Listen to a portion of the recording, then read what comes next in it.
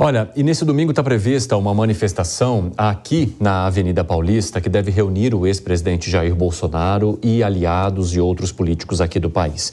Diante das investigações recentes que envolvem o ex-presidente, e muita gente que está no entorno dele, há o questionamento se esse ato poderia comprometer a situação de Bolsonaro na justiça. Para a gente entender melhor esse cenário, vamos conversar agora com o advogado Leonardo Pantaleão, especialista em Direito e Processo Penal e mestre em Direito das Relações Sociais pela PUC aqui de São Paulo. Professor, seja muito bem-vindo, é um prazer recebê-lo. Gostaria que o doutor explicasse se essas investigações, essas ações que hoje, por exemplo, impedem que Jair Bolsonaro se comunique, inclusive com as outras pessoas que também são investigadas, se em caso de uma manifestação, ou de uma exposição, como que a que deve acontecer aqui na Avenida Paulista nesse domingo, se isso poderia trazer alguma consequência judicial para o ex-presidente, além das que já acompanhamos. Muito boa noite.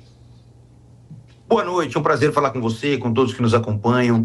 Essa é uma situação que precisa, antes de mais nada, ficar muito bem definido que o direito de manifestação, o direito de você convocar uma manifestação pacífica, uma manifestação ordeira, isso faz parte dos direitos civis e o ex-presidente, mesmo tendo sofrido recentemente uma investida do Supremo Tribunal Federal, com recolhimento de passaportes, com uma eventual e nítida preocupação de que ele eventualmente deixasse o país, ele não perde uma investigação contra alguém, não faz com que ele perca os seus direitos civis. Então essa convocação por si só, ela não traz risco de eventualmente qualquer tipo de uma repercussão negativa ou eventualmente mais gravosa em relação a ele. É claro que isso deve ser de uma maneira ordenada, de uma maneira pacífica, de uma maneira em que não se incite nenhum tipo de providência que atente contra o Estado democrático de direito, como, por exemplo, intervenção das Forças Armadas, desde que você também não tenha uma manifestação,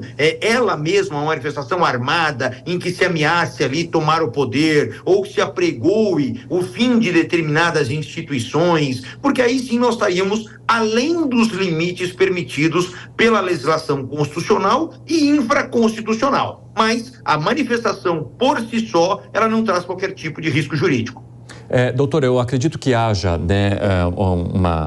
uma preocupação por parte de alguns, ou interesse ou curiosidade por parte de outros, exatamente porque em manifestações, quando o Jair Bolsonaro ainda era presidente da República, houve consequências, inclusive ações pelas quais ele responde até hoje. Isso muda quando ele deixa esse cargo? Qual que é a principal divisão que a gente tem de fazer entre Jair Bolsonaro, presidente da República, numa manifestação, e Jair Bolsonaro, ex-presidente da República, que hoje responde a alguns processos numa manifestação que apoiaria ele mesmo? Na verdade, quando nós pensamos na situação que ele tinha lá atrás, enquanto presidente, e a que ele ostenta hoje, a diferença principal diz respeito à eventual prática dos crimes de responsabilidade. A partir do momento em que ele exerce uma função de presidente, ele pode responder por condutas que se caracterizem como crimes de responsabilidade. Não é o caso agora. Agora ele responderia por eventualmente um crime comum, e o crime comum que alcança não só a ele, como qualquer outro manifestante. Então, diante dessa situação é que ele deve ficar com a sua responsabilidade penal definida. Ele responde pelos atos praticados por ele. Atos praticados por terceiros, eventualmente, numa manifestação dessa, são muitas pessoas, corre-se o risco de, eventualmente, alguns cânticos contrários a determinado órgão do governo ou determinada instituição do Poder Judiciário, desde que ele não tenha incitado, desde que ele não tenha motivado aquilo, ele não tem como responder por atos praticados por terceiros. Então, a responsabilidade pessoal é limitada ao seu comportamento.